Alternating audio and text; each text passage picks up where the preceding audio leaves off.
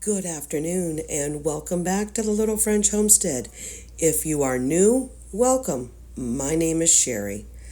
Today, I'm going to be cooking up a New England classic, American Chop Suey. Now I know outside of New England it's called American Goulash, but it's literally the same thing. We are just different in the Northeast. Now, is this the best comfort food ever? Well, in my personal opinion, yeah, it's that good.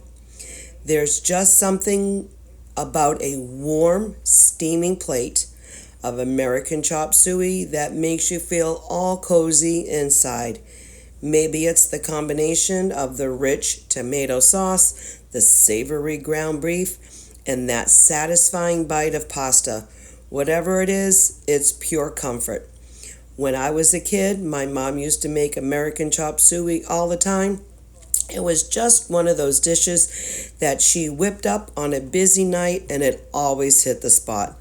To this day, the smell of ground beef browning in a pan takes me right back to those childhood memories. So I will link the description in the box below on how to make this. And this is also too where all that prep on Saturday has helped me out.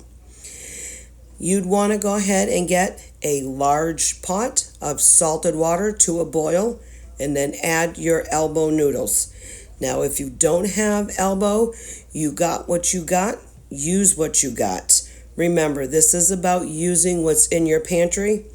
Cook them al dente according to the package. Pro tip: reserve 1 cup of pasta water in case your sauce is a little too thick at the end. Now go ahead and then drain out the rest and set aside your pasta. While cooking your pasta, you can start cooking your ground beef. This can take about 7 to 10 minutes. Once you have browned your beef, you want to drain out any excess fat, but go ahead and keep about 1 tablespoon in the pan for when you are going to be sauteing your onions, your green peppers, and your garlic. After I have sauteed all of my vegetables, I did put them back in the pasta pot, so I'm trying to eliminate as many extra dishes so I don't have to do those.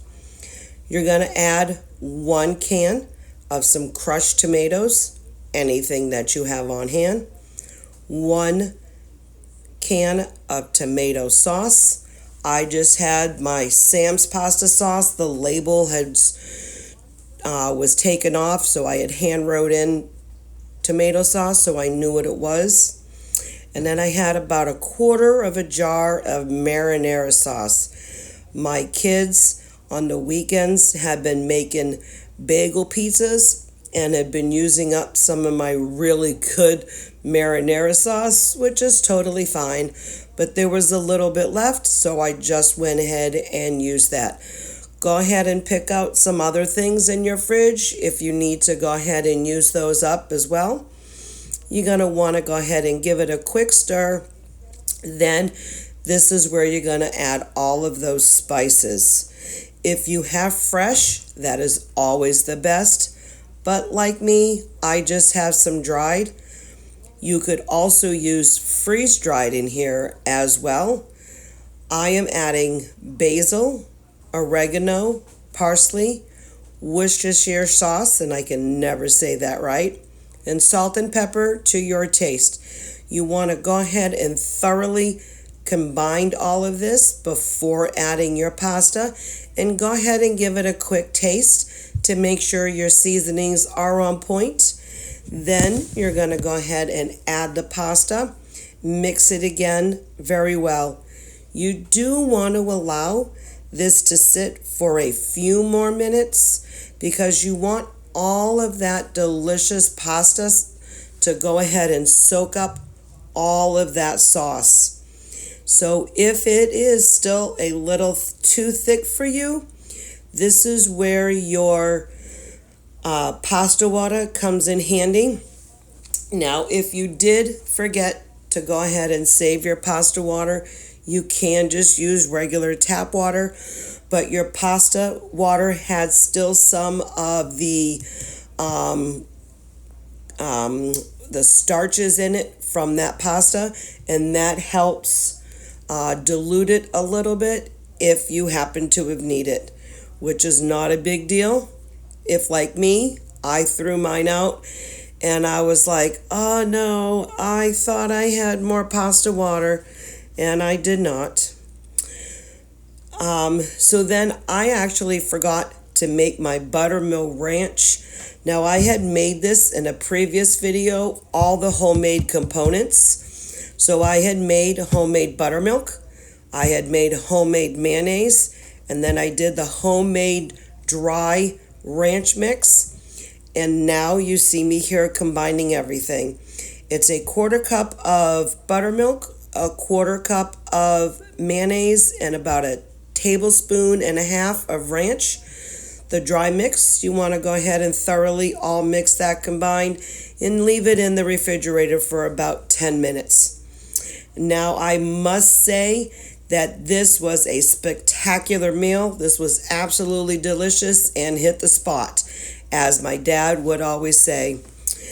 I've also added a little bit of Parmesan cheese on top, and then it was perfected.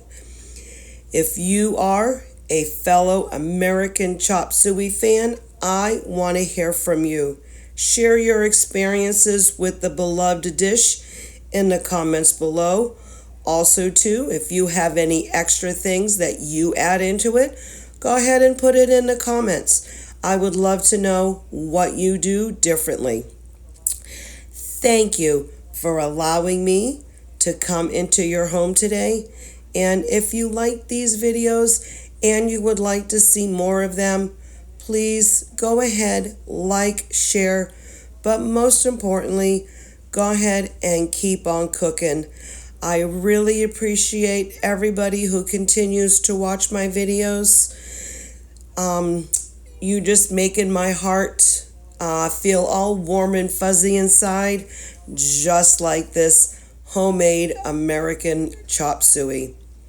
So keep on cooking, and bye, y'all. Come back for my videos, and I will link some videos up besides me,